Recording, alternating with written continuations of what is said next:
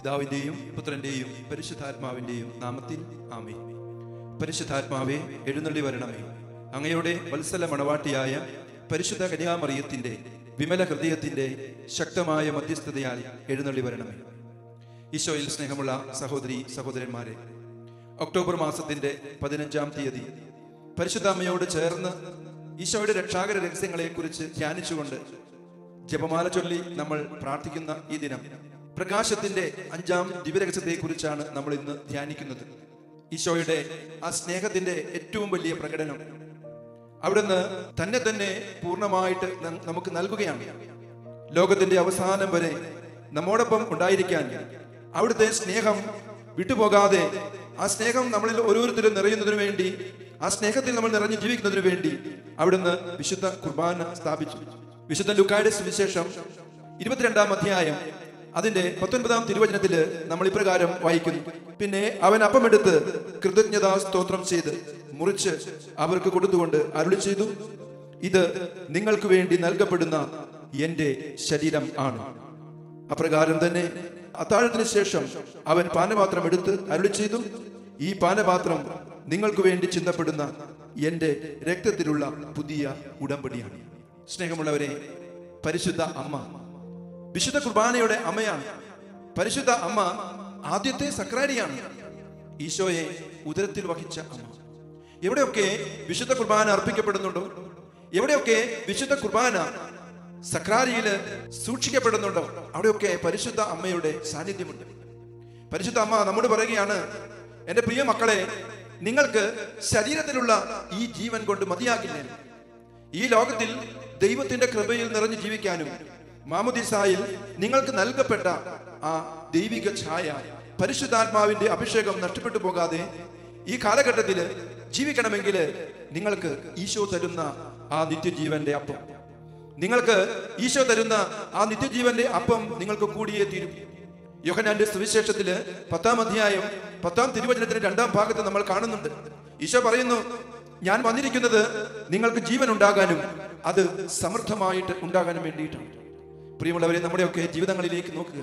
പലപ്പോഴും നമ്മുടെ ജീവിതം ഉണങ്ങി വരേണ്ട ജീവിതമാണ്.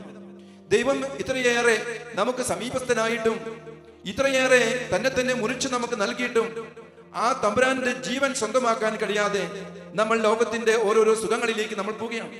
ലോകം നൽകുന്ന നൈമിഷികമായ സന്തോഷങ്ങളിലേക്ക്, ഭക്ഷണത്തിന്റെ അല്ലെങ്കിൽ ജഡമോഹത്തിന്റെ, ലോകത്തിന്റെ പുതിയ ശാസ്ത്രത്തിന്റെ കണ്ടുപിടുത്തങ്ങൾ, നമുക്ക് ആനന്ദം തരുന്ന പലതരത്തിലുള്ള വിനോദങ്ങളിലേക്കൊക്കെ നമ്മൾ ഏർപ്പെടുകയാണ്. യുവാക്കളും കുഞ്ഞുങ്ങളും അതുപോലെ തന്നെ ദമ്പതിമാരും എല്ലാവരും ഇന്ന് അന്വേഷിക്കുന്നത് ലോകത്തിന്റെ സുഖമാണ്. ലോകം ജീവൻ നൽകുമെന്ന്, സന്തോഷം നൽകുമെന്ന് വിചാരിക്കുകയാണ്. ആത്യന്തികമായിട്ട് ദൈവം നമ്മളെ സൃഷ്ടിച്ചേക്കുന്നത് ദൈവത്തിന് വേണ്ടിയിട്ടാണ്. പ്രിയമുള്ളവരെ, ആ ദൈവത്തെ കൂടാതെ, അവിടുന്ന് നൽകുന്ന ജീവനില്ലാതെ നമുക്ക് ആർക്കും ജീവിക്കാൻ സാധിക്കുകയില്ല എന്ന് പരിശുദ്ധ അമ്മ ഈ ജപമാല ചൊല്ലി പ്രാർത്ഥിക്കുന്ന ഈ ദിവസം, പ്രത്യേകിച്ചും പ്രകാശത്തിന്റെ ദിവ്യരഹസ്യങ്ങളെ കുറിച്ച് ഈശോ നമുക്കായി തന്നെ മുറിച്ചു നൽകിയ അവിടുത്തെ വിശുദ്ധ കുർബാന, അതേക്കുറിച്ച് ധ്യാനിക്കാൻ, ആഴത്തിൽ ധ്യാനിക്കാൻ നമ്മുടെ പരിശുദ്ധ അമ്മ പറയുകയാണ്. ഈ വിശുദ്ധ കുർബാനയില് ഈശോയുടെ തിരുശരീരവും അവിടുത്തെ തിരുരക്തവും ആത്മാവും ദൈവത്വവും നിറഞ്ഞു നിൽക്കുന്ന സാന്നിധ്യമാണ്. പ്രിയമുള്ളവരെ, നമ്മുടെ ജീവിതത്തിന്റെ അസ്വസ്ഥതകളിലൊക്കെ, നമ്മൾ നേരിടുന്ന പ്രതിസന്ധികളില്, നമ്മുടെ രോഗാവസ്ഥകളില്, തകർച്ചകളില് നമ്മളെ കാത്തിരിക്കുന്ന ദൈവം വിശുദ്ധ കുർബാനയിൽ, പരിശുദ്ധ സക്രാരിയിൽ നമ്മെ കാത്തിരിക്കുന്ന കർത്താവുണ്ട്. അവിടുത്തെ തിരുസന്നിധിയിൽ വന്ന് ശാന്തമായി അല്പനേരം ഒന്നിരിക്കും. അവിടുന്ന് നമ്മോട് സംസാരിക്കും. നമ്മുടെ ഹൃദയങ്ങളോട് അവിടുന്ന് സംസാരിക്കും. നമ്മുടെ ആത്മാവിന് സമാധാനം നൽകും. നമുക്ക് ജീവന്റെ സമൃദ്ധി അവിടുന്ന് തീർച്ചയായിട്ടും നൽകും. ഈ രക്ഷാകര രഹസ്യങ്ങളെ കുറിച്ചൊക്കെ നമ്മൾ ധ്യാനിക്കുന്ന ദിനങ്ങളിൽ ഈ അമ്മ ഈശോയോട് ചേർന്ന് നിന്നുകൊണ്ട്, ഈശോയൊക്കെ എവിടെ സാന്നിധ്യം എവിടെയൊക്കെ ഉണ്ടോ അവിടെയൊക്കെ ഈ അമ്മയുടെയും സാന്നിധ്യമുണ്ട്. അമ്മ പറയുന്നു, നിങ്ങളും ഈശോയുടെ ജീവിക്കുന്ന സക്രാരികളായിട്ട് മാറണം. ഇന്ന് ലോകത്തില് അന്ധകാരം നിറഞ്ഞിരിക്കുന്ന വെറുപ്പിന്റെ അതിങ്ങൾ സുഖലോലുപതയിലെ മനുഷ്യന്റെ ഉള്ളില് മനുഷ്യനെ പരസ്പരം അകറ്റുന്ന സ്വാർത്ഥതയുടെ ലോകത്തിൽ നമ്മൾ ജീവിക്കുമ്പോൾ അത് വലിയ പരിധിവരെ നമ്മുടെ കുടുംബത്തിലേക്ക്, വ്യക്തി ജീവിതങ്ങളിലേക്ക്, വിശ്വാസ ജീവിതത്തില്, സഭയില്, എല്ലാ മേഖലയിലും വ്യാപിച്ചിരിക്കുന്ന ഒരു സാഹചര്യം. ഈ സാഹചര്യത്തിൽ കർത്താവിന്റെ ജീവൻ നൽകുന്ന സജീവ സാന്നിധ്യമായിട്ട് നമ്മൾ മാറണം.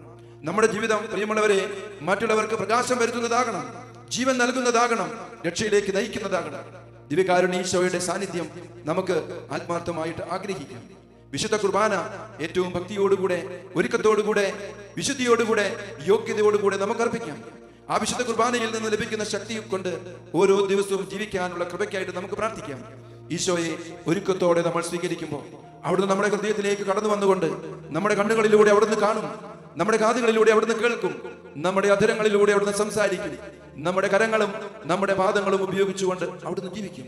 വിശുദ്ധ പൗലോസ്ലീഹ നമ്മെ ഓർമ്മിപ്പിക്കുന്നത് പോലെ മറ്റൊരു ക്രിസ്തുവായിട്ട് ജീവിക്കാനുള്ള ഒരു വിളിയാണ് പ്രിയമുള്ളവരെ ക്രൈസ്തവരായ നമ്മുടെ മാമുദീസായിലൂടെ നമുക്ക് നൽകപ്പെട്ട ആ ക്രിസ്തീയമായ വിളി. ഈ വിളിക്കനുസരിച്ച് ജീവിക്കാൻ നമുക്ക് പരിശ്രമിക്കാം. ലോകം നൽകുന്ന ജീവനല്ല, ഈശോ നൽകുന്ന നിത്യജീവൻ അത് സ്വന്തമാക്കാം. ഞാൻ വന്നിരിക്കുന്നത് നിങ്ങൾക്ക് ജീവൻ ഉണ്ടാകാൻ വേണ്ടിയിട്ട്, അത് സമർത്ഥമായിട്ടുണ്ടാകാൻ വേണ്ടിയിട്ടാണ്. ആ ജീവന്റെ സമൃദ്ധി ഇന്ന് അന്ധകാരത്തിന്റെ ലോകത്തിൽ നമ്മൾ ജീവിക്കുമ്പോൾ, ഇന്ന് എല്ലായിടത്തും പ്രകാശമില്ലാത്ത അവസ്ഥകൾ, മനുഷ്യൻ അന്ധകാരത്തിലും ദുഃഖത്തിലും അതുപോലെ തന്നെ തകർച്ചയിലും ജീവിക്കുമ്പോൾ, ദൈവത്തെ കാണാൻ പറ്റാതെ പല അസ്വസ്ഥതകളോട് കടന്നു പോകുമ്പോൾ ഈശോ നമ്മളെ വിളിക്കുകയാണ്, അവിടുന്ന് നമ്മെ ആകർഷിക്കുകയാണ്. അവിടുത്തെ അടുക്കിലേക്ക് വരാൻ, അവിടുത്തെ സ്വീകരിക്കാൻ, അവിടുത്തെ ജീവൻ സ്വന്തമാക്കാൻ നമുക്ക് ആത്മാർത്ഥമായിട്ട് ഈ ദിവസം പ്രാർത്ഥിക്കാം. പരിശുദ്ധ അമ്മയോട് ചേർന്നുകൊണ്ട് ഈശോയുടെ രക്ഷാകര രഹസ്യങ്ങളെ കുറിച്ച് ഈ ദിവസങ്ങളിൽ നമുക്ക് ആത്മാർത്ഥമായിട്ട് ആഴമായി ധ്യാനിക്കാം. നമുക്ക് പ്രാർത്ഥിക്കാം. ദൈവകൃപ നിറഞ്ഞ മറിയമേ സ്വസ്തി, കർത്താവ് അങ്ങയോടുകൂടെ സ്ത്രീകളിൽ അങ്ങ് അനുഗ്രഹിക്കപ്പെട്ടവളാകുന്നു. അങ്ങയുടെ ഉദരത്തിൻ ഫലമായി ഈശോ അനുഗ്രഹിക്കപ്പെട്ടവനാകുന്നു. പരിശുദ്ധ മറിയമ്മേ, തമ്പുരാന്റെ അമ്മേ, പാപികളായ ഞങ്ങൾക്ക് വേണ്ടി ഇപ്പോഴും ഞങ്ങളുടെ മരണസമയത്തും തമ്പുരാനോട് അപേക്ഷിച്ചു കൊള്ളണമേ. ആമീൻ.